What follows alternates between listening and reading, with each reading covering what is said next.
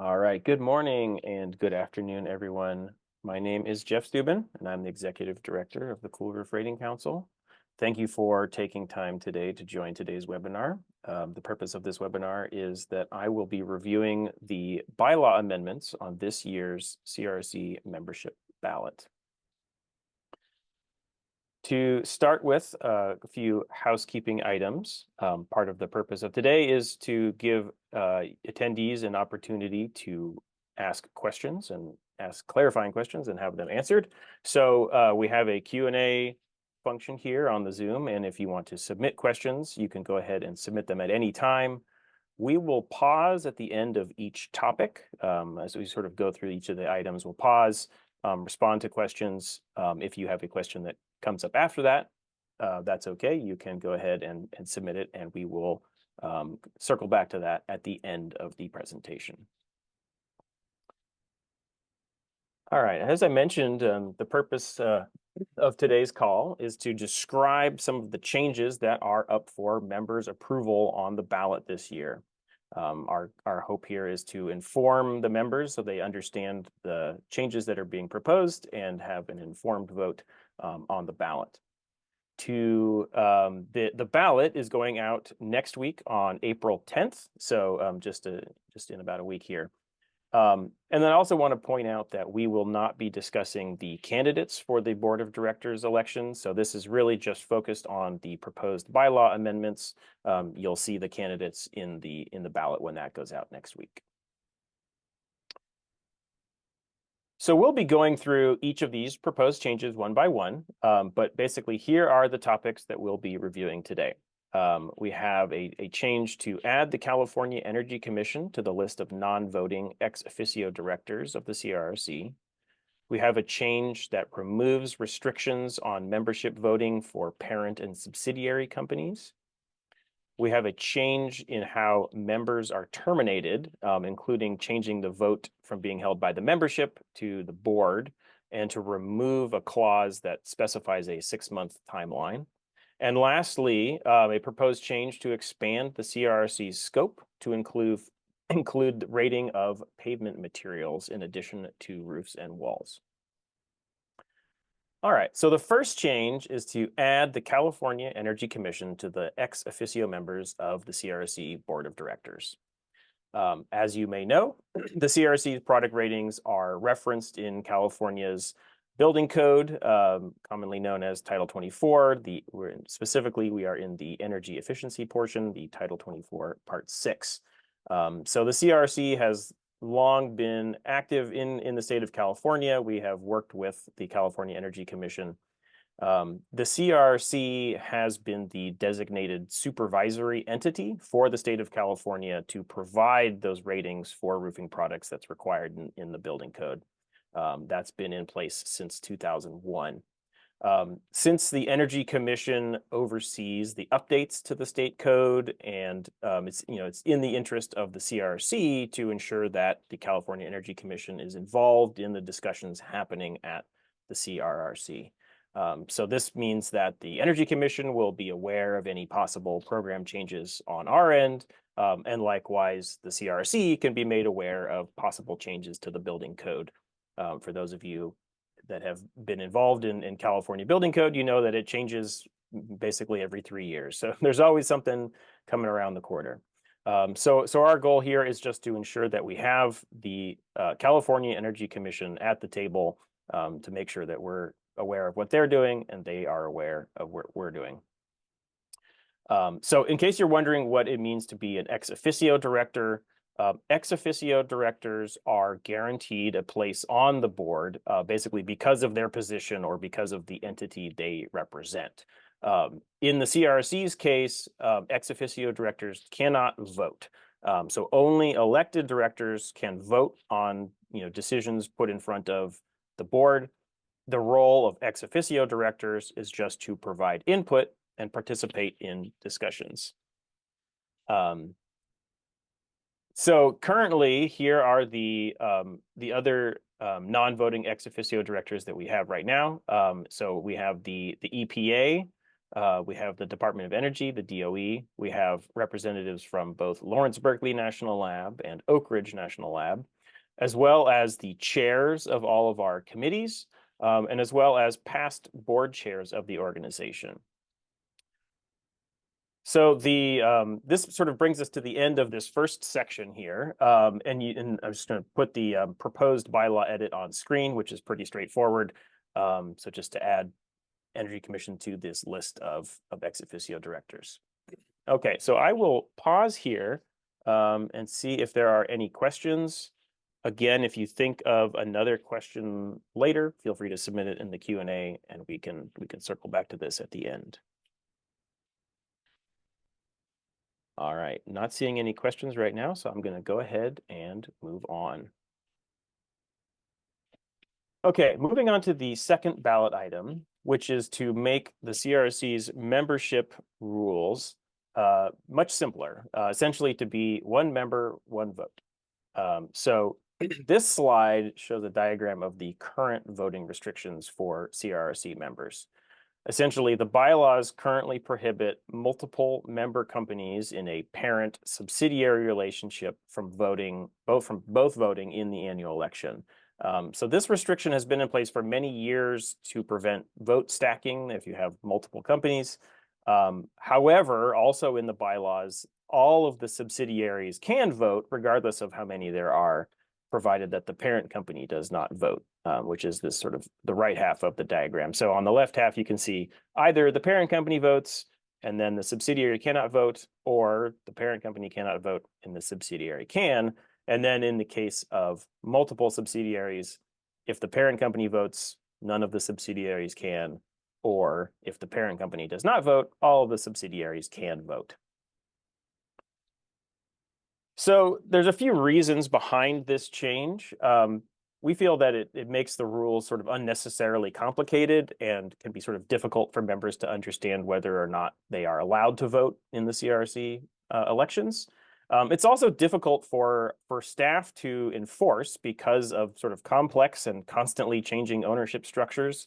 I'm sure all of you are aware of sort of the ongoing, mergers and acquisitions that have been happening over the past decade plus. So there's sort of always companies are changing their ownership structures.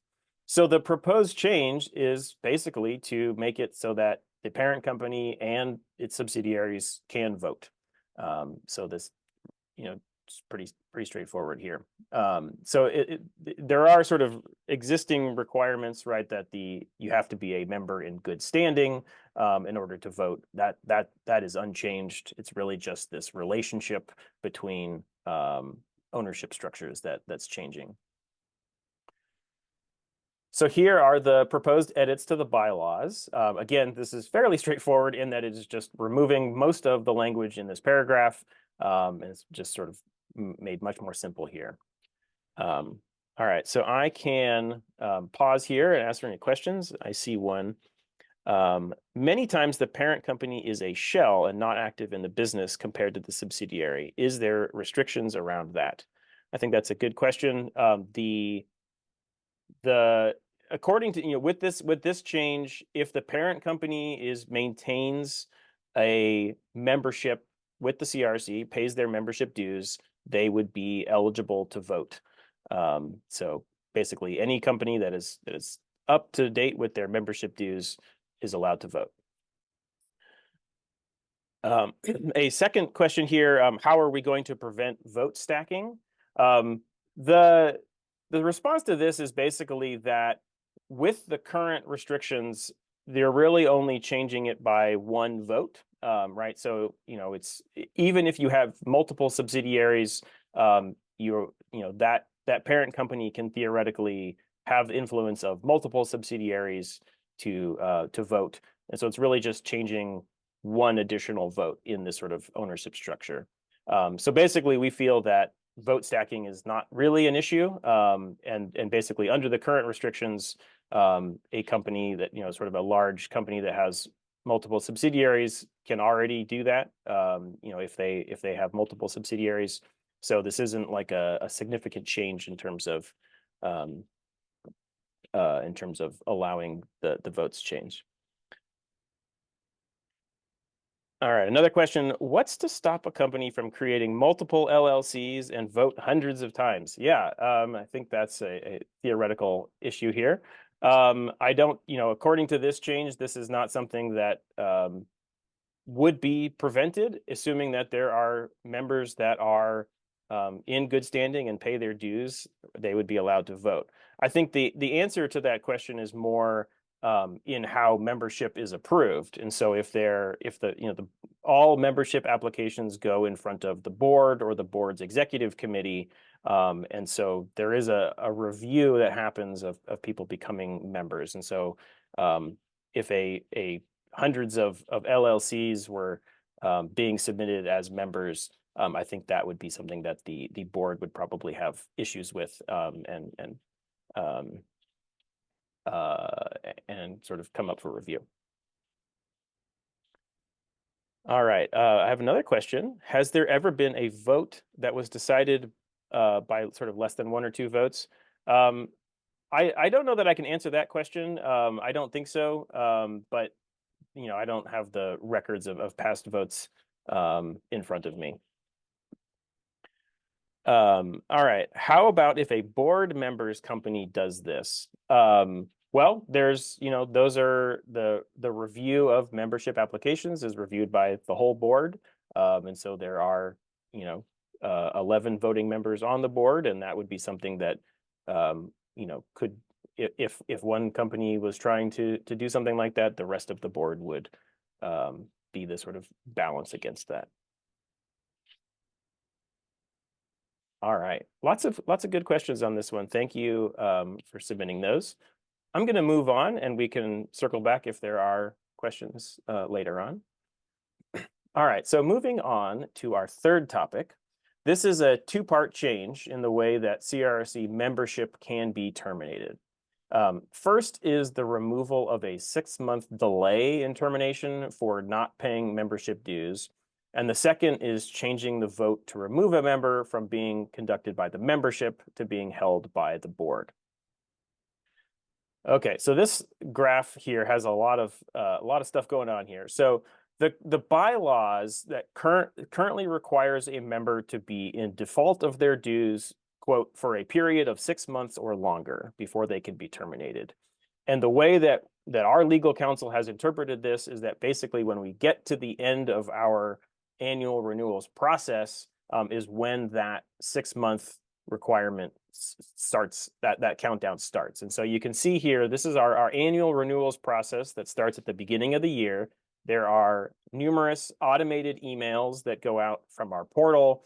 Then we actually have manual follow-up from members of our team checking in with people who have not paid their dues. And then basically when we get to the end of that process is when all of the other terminations take place. So if you're a licensee or you have products that you have not renewed, those products would be removed basically in the sort of mid-year time frame. It's just that the one exception to that is the way that membership is terminated, which then has to basically be delayed for 6 months past the end of that process. This requirement is really not necessary because of the procedures that we have in place that govern the renewals process, right? You can tell that we have lots of notice that's going to go out. There's no way that a member is going to be terminated without, being contacted numerous times in this case, letting them know, hey, if you haven't paid your dues, your membership will be terminated. This is something that has been in the bylaws for many years, and I think that basically it sort of predates having these sort of established procedures for annual renewals. Okay, and then the second piece of this change is having a member vote to remove another member, switching that to being the board. And basically, having members vote to remove another member is impractical because the membership votes only once a year. This is also inconsistent with the way that basically all the other decisions are made, which is that the board has the authority to make that decision. For instance, the board is the body that has the authority to remove another director from the board. This is also kind of theoretical. This is never something that the CRRC has done. This is not something that has come up. So this is something that would just basically make the bylaws more consistent with sort of other ways that decisions are made. Because of the extent of the edits on this particular item, I'm not going to show the sort of red line changes. Basically, here's the original. So you can see that the vote by the membership is noted in this first sentence here, removed from membership for cause by an affirmative 2/3 vote of all the members. And then at the end of the sentence, at the end of the paragraph, rather, the last sentence, membership shall terminate automatically, et cetera, in the default of dues for a period of 6 months or longer. So this is the sort of revised, this is the proposed version of this. We've changed the vote of the membership to the vote of the board of directors. And then basically we're describing the termination as being in accordance with CRRC policies and procedures, which means we'll follow the process that we've already developed for our annual renewals. And so that's something that membership will terminate if you don't pay your dues, essentially. All right, I will pause here again for questions. And I'm not seeing any. So again, go ahead and feel free to submit those. I will move on and we'll circle back at the end if we have questions. All right, moving on to our last proposed bylaw change. This is a proposed expansion of the CRRC's stated scope and purpose to include the rating of pavement materials in addition to roof and exterior wall products. To start with some context, why is the CRRC interested in expanding its scope? When the CRRC updated its strategic plan and mission statement in 2023, pavements were identified as a priority area to explore. And so a pavement material program, rating program, has the potential to contribute positively to the CRRC.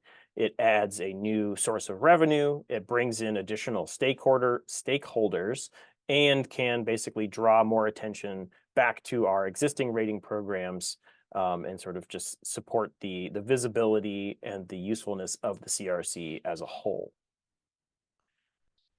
What has been done on this subject? We basically started working on this in earnest a few years ago.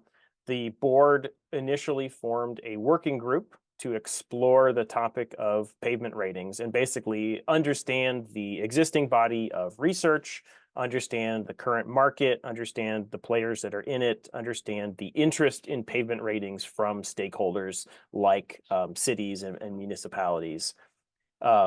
As a part of this process, the CRRC conducted interviews with sort of roughly 24 different stakeholders, which includes product manufacturers, researchers, industry associations, and local government officials.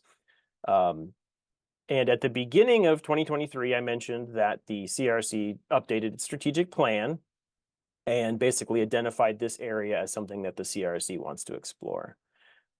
So as a result of the working group that concluded its work in 2023, the board formed the Pavement Ratings Steering Committee to basically continue the exploration of this development of a rating program. So initially there's a working group that just said, is there something there that we should look at? And then put together a report to the board.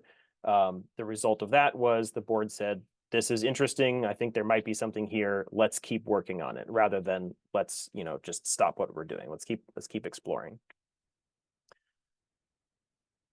So to describe the process of sort of how this will work, fortunately, we have the experience of having done all this just a few years ago with the development of our wall rating program.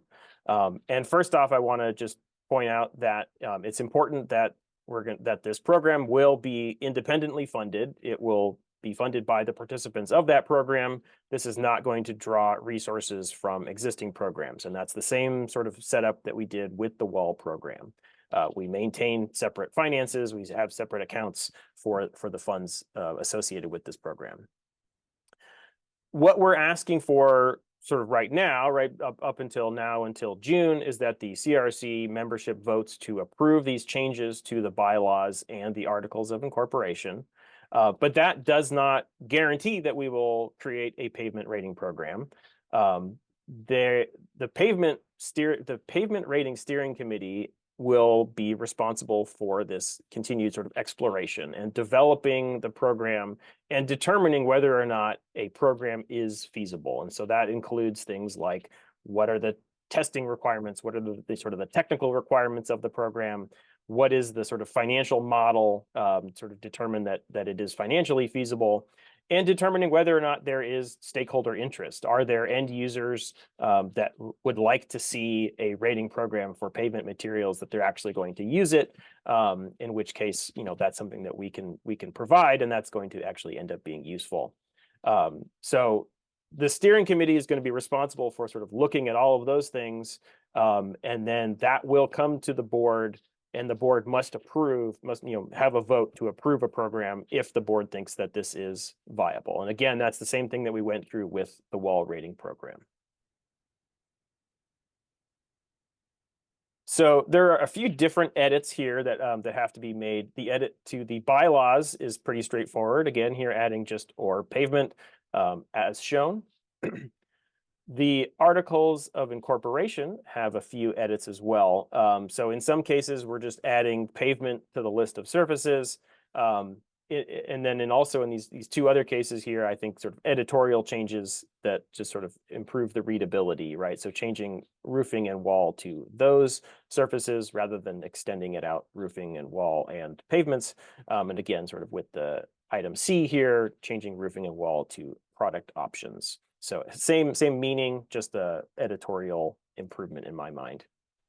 And then lastly, here are the additional edits made to the articles of incorporation, adding "and pavement."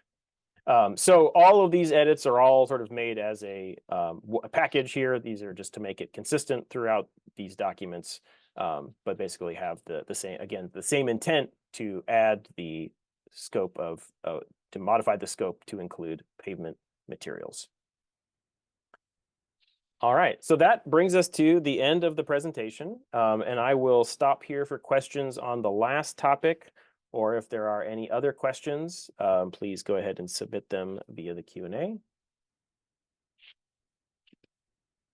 And if you think of questions after today, feel free to email the CRRC at info@coolroofs.org. And as a reminder, the ballot will go out next week on April 10th. And I'm not seeing any questions in the Q&A. So thank you everyone for your time today, and I appreciate your time and attention.